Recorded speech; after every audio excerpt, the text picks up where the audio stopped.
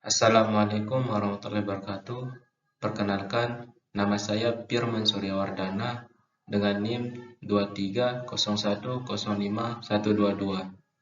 Di sini saya akan mempresentasikan materi tentang interaksi sosial. Pertama, pengertian interaksi sosial.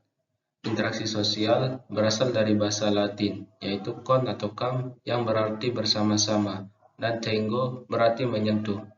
Jadi, pengertian secara harfiah adalah bersama-sama menyentuh. Interaksi sosial adalah proses di mana antara individu dengan individu, individu dengan kelompok, atau kelompok dan kelompok berhubungan satu dengan yang lain. Selanjutnya, bentuk-bentuk interaksi sosial. Interaksi sosial dibedakan menjadi dua bentuk, yaitu asosiatif dan disosiatif. Yang pertama, asosiatif. Interaksi sosial bersifat asosiatif akan mengarah pada bentuk penyatuan. Interaksi sosial ini terdiri atas beberapa hal berikut. Yang pertama itu kerjasama. Kerjasama terbentuk karena masyarakat menyadari bahwa mereka mempunyai kepentingan-kepentingan yang sama, sehingga sepakat untuk bekerja sama dalam mencapai tujuan bersama. Yang kedua, akomodasi.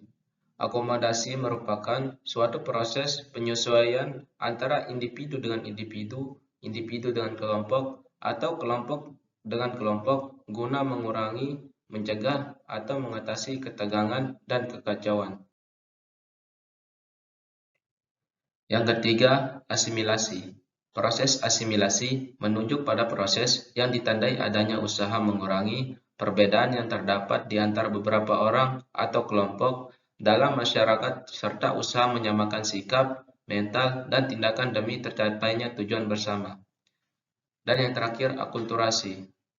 Proses sosial yang timbul apabila suatu kelompok masyarakat, manusia dengan suatu kebudayaan tertentu dihadapkan dengan unsur-unsur dari suatu kebudayaan asing, sedemikian rupa sehingga lambat laun unsur-unsur kebudayaan asing itu diterima dan diolah ke dalam kebudayaan sendiri, tanpa menyebabkan hilangnya kepribadian dari kebudayaan itu sendiri. Yang kedua, interaksi sosial disosiatif, di mana interaksi sosial ini mengarah pada bentuk pemisahan dan terbagi dalam 3 bentuk sebagai berikut. Yang pertama itu persaingan atau kompetisi. Adalah suatu perjuangan yang dilakukan perorangan atau kelompok sosial tertentu agar memperoleh kemenangan atau hasil secara kompetitif tanpa menimbulkan ancaman atau benturan fisik di pihak lawannya. Yang kedua, kontravensi adalah bentuk proses sosial yang berada di antara persaingan dan pertentangan atau konflik. Dan yang terakhir itu konflik adalah proses sosial antara perorangan atau kelompok masyarakat tertentu akibat adanya perbedaan paham dan kepentingan yang sangat mendasar, sehingga menimbulkan adanya semacam gap atau jurang pemisah yang mengganjal interaksi sosial di antara mereka yang bertingkai tersebut. Selanjutnya, ciri-ciri interaksi sosial. Proses interaksi sosial dalam masyarakat memiliki ciri sebagai berikut. Yang pertama itu, adanya 2 orang pelaku atau lebih. Yang kedua, adanya hubungan timbal balik antar pelaku. Yang ketiga, diawali dengan adanya kontak sosial baik secara langsung. Dan yang terakhir, mempunyai maksud dan tujuan yang jelas. Selanjutnya, syarat terjadinya interaksi sosial. Proses interaksi sosial dalam masyarakat terjadi apabila terpenuhi 2 syarat sebagai berikut.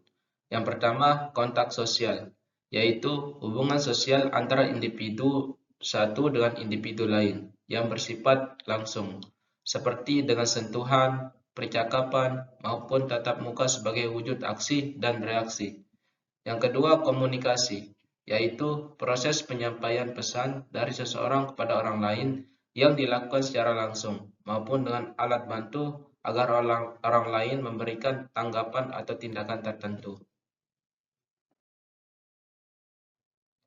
Selanjutnya, jenis-jenis interaksi sosial. Ada 3 jenis interaksi sosial, yaitu Yang pertama, interaksi antara individu dan individu.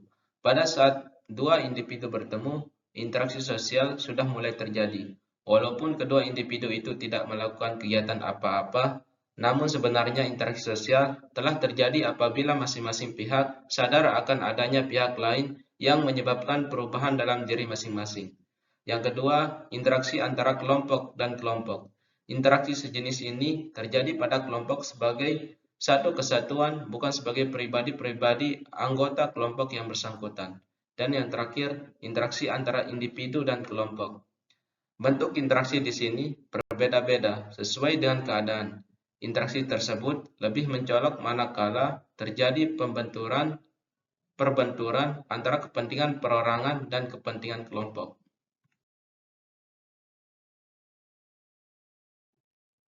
Sekian dan terima kasih. Wassalamualaikum warahmatullahi wabarakatuh.